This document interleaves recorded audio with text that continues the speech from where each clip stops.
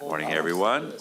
This meeting of the Rules Committee for Friday, April 28th is called to order, and I'll note for the record there is a quorum present. Thank you, everyone, for coming in on a Friday after a very long week. First order of business is approval of the minutes for Thursday, April 27th. Vice Chair Hollins, would you care to move the minutes? So moved, Chair Long. Any discussion to the minutes? We're good? All right. All in favor, please say aye. Aye. Opposed? The minutes are adopted. Next is the calendar for the day for Tuesday, May 2nd, proposing two bills, Senate File 2369, the deed policy bill, and House File 2, paid family and medical leave. Discussion to the calendar for the day. Representative O'Neill.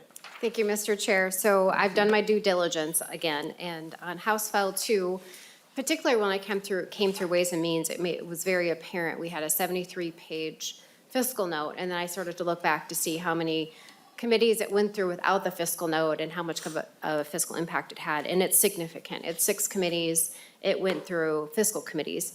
It didn't have the fiscal note. It didn't have the fiscal note until April 13th.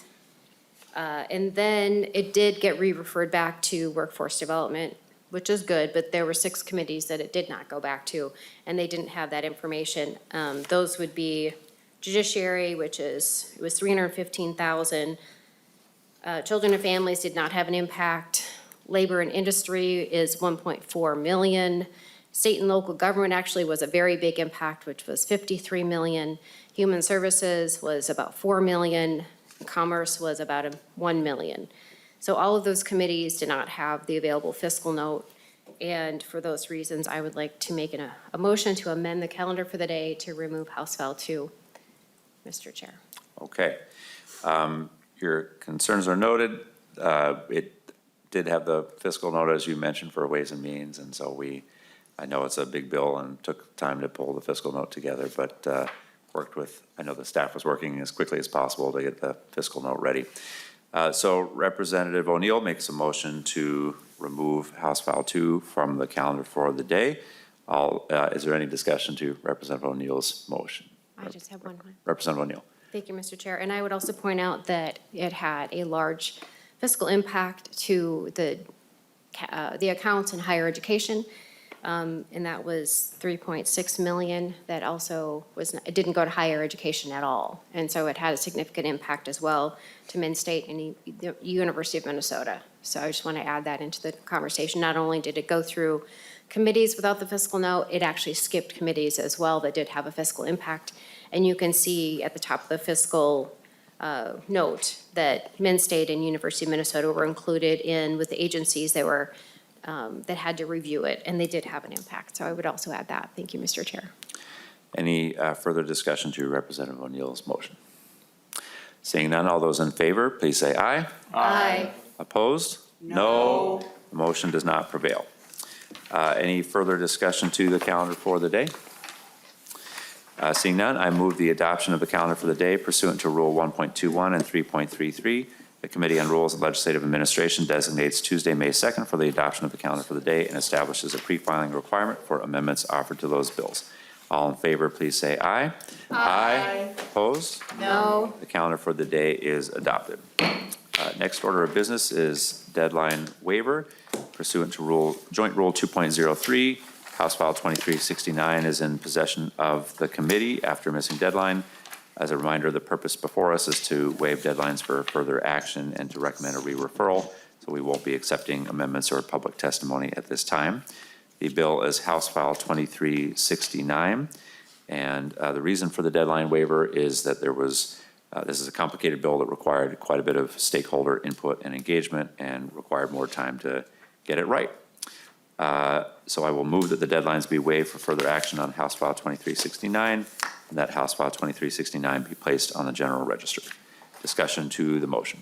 Mr. Chair. Representative Torkelson. I think you know what I'm going to say. My usual complaint that we do not have the authors here to tell us in their own words, face-to-face with the Rules Committee, why we didn't make deadlines. I think that is the appropriate way to handle these, and we haven't been doing it all session.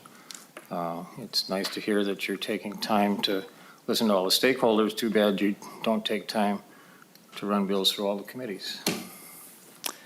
Thank you, Representative Torkelson. Any further discussion to the motion? Mr. Chair. Representative O'Neill. Thank you, Mr. Chair. So who are the stakeholders, if you don't mind me asking, since we don't have the author here? Sure. So this bill is dealing with transportation network company drivers. And so I know that the authors have been engaged in significant discussion with the drivers and with companies like Uber and Lyft.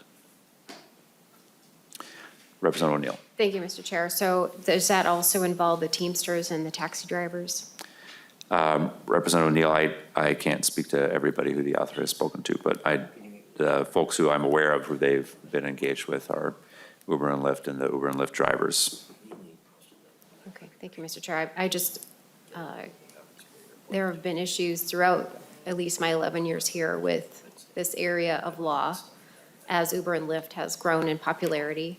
And it's actually kind of important for me, at least, to know if this is also in conflict with the Teamsters, because they certainly have been very strong opponents to some changes. And so I wish that the author was here so we could explain, I wish she could explain to us a little bit more about why we need a rules waiver and are the Teamsters involved again in some of these concerns?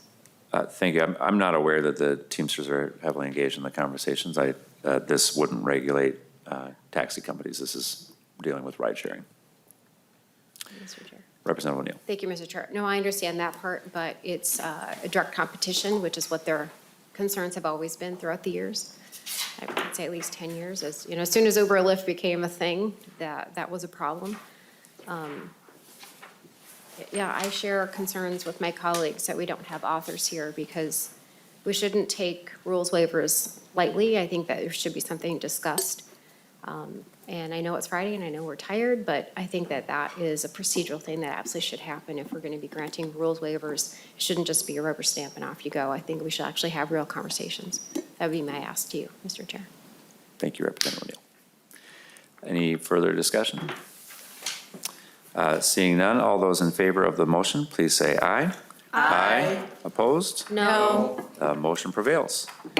Members, that is our business. I'm not going to misstate when our next meeting is.